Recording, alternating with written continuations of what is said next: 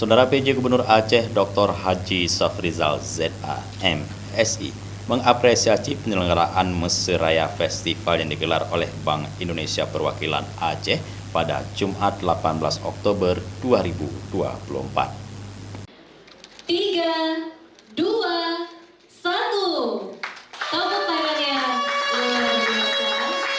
Dengan dibukanya Mesiraya Festival 2024 diharapkan dapat.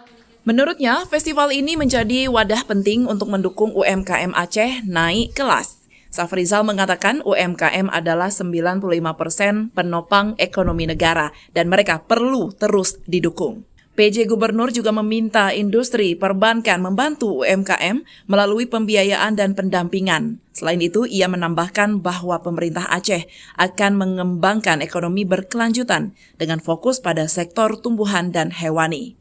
Safrizal berencana menyurati Bank Indonesia untuk menghadirkan pabrik minyak nilam berskala internasional di Aceh dan juga mendorong pendirian pabrik minyak goreng.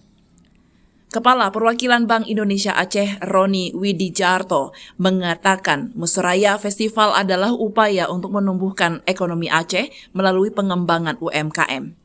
Ia juga menekankan pentingnya pemanfaatan sumber daya alam dan infrastruktur untuk mengembangkan hilirisasi di Aceh.